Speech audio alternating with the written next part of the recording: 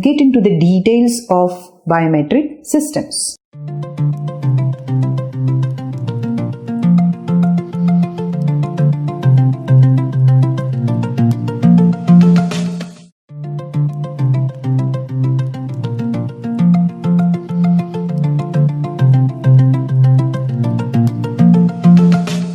Biometric system is basically a pattern recognition system that recognizes a person by determining the authenticity of a specific physiological and or behavioral characteristic processed by that particular person. If you look at the biometric systems, of course, it has some subsystems too. You can divide the biometric systems into 5 subsystems. They are the data collection, transmission, data storage, signal processing, and decision systems. Data collection. This subsystem uses a sensor or a camera to acquire the image of the biometric trait of the user. Second, transmission.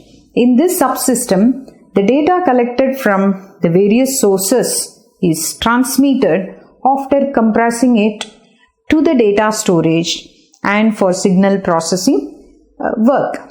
Third one, data storage. It stores a complete image data in its appropriate template. Fourth one, signal processing. This is the most important section of the system.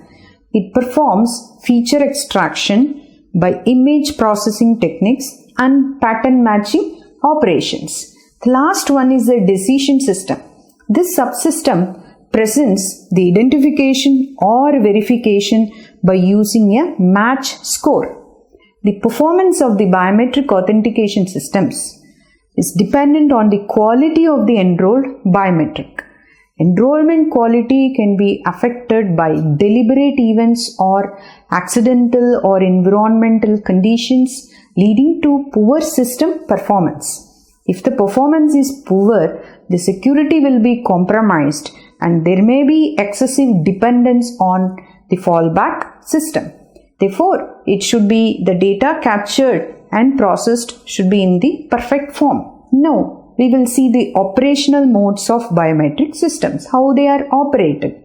Biometric authentication system requires a comparison of a registered or enrolled biometric sample against a newly captured biometric sample. Therefore, it actually operates in 2 different modes, namely identification mode and verification mode. We'll see what an identification mode is.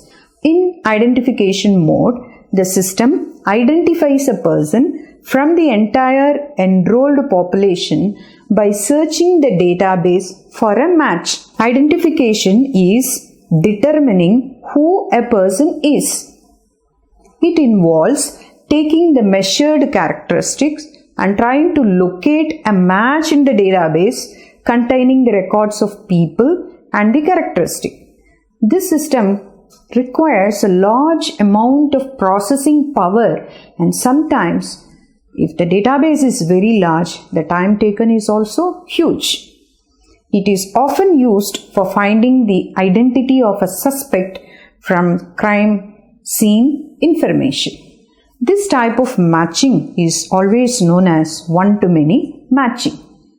In the verification mode, the biometric system authenticates a person's claimed identity from their previously enrolled pattern. This is known as one-to-one matching.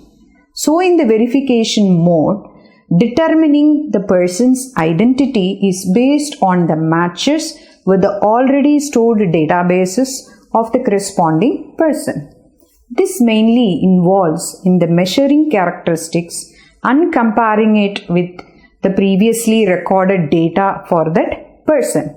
This technique needs only less processing power and time and is often used for accessing places or information. This type of authentication mechanism is mainly used in most computer access or network access environments.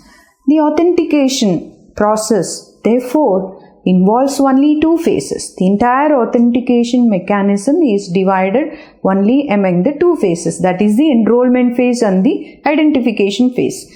As we saw earlier, during the enrollment phase, biometric samples are collected from the individuals and stored in a database, which you call it as biometric templates. Second one is identification phase.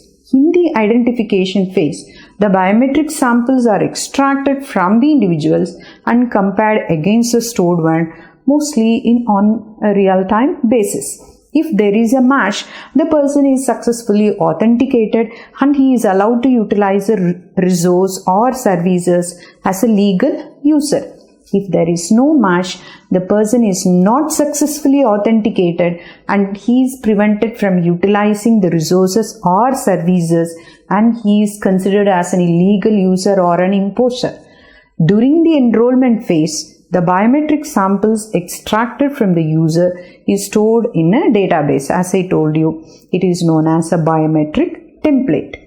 Of course, templates reveal personal information about a person and they are also prone to attacks. Therefore, it is really crucial for any biometric system to ensure the security of the biometric templates. Now, we'll see some of the performance metrics that are used to evaluate a biometric system. They are very important, and even in our previous discussions we have mentioned about it. First one is false acceptance rate or false match rate. It is shortly known as FAR or FMR. It measures the percent of invalid inputs which are wrongly accepted.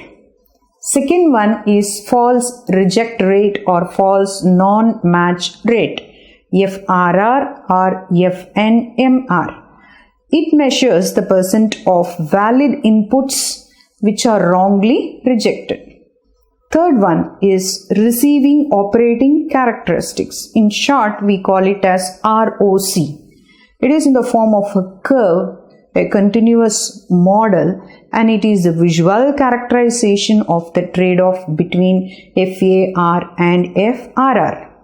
Next one is equal error rate or crossover error rate, EER or CER.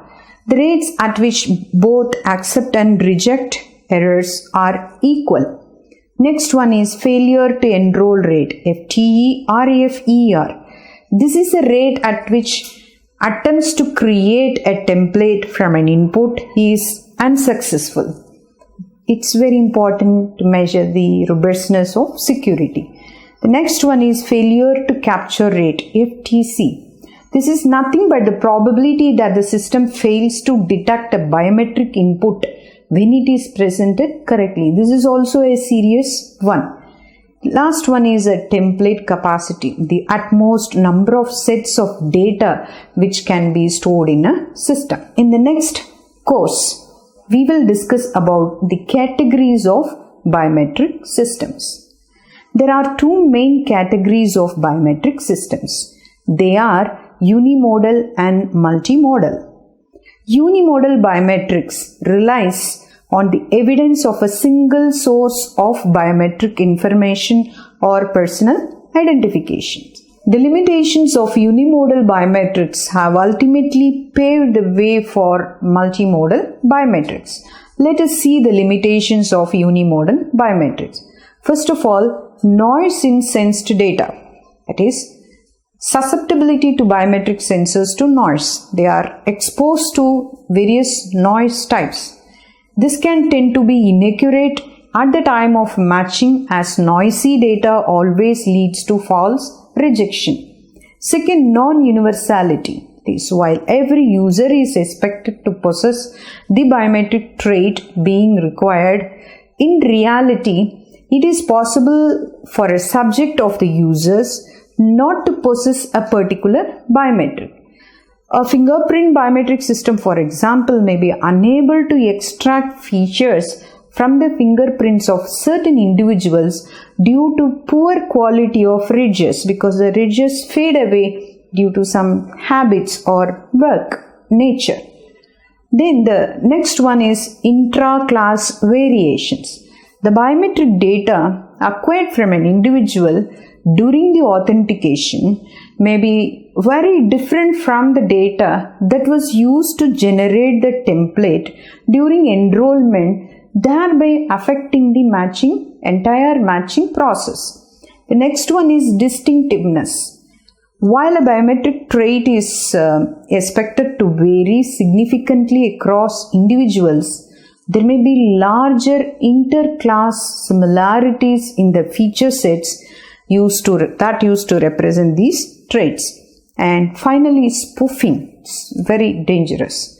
An imposter may try to attempt to spoof the biometric trait of a legitimate enrolled user in order to circumvent the system. So unimodal biometrics is vulnerable to spoofing, where the data can be imitated or forged. For example, rubber fingerprints can be used for spoofing.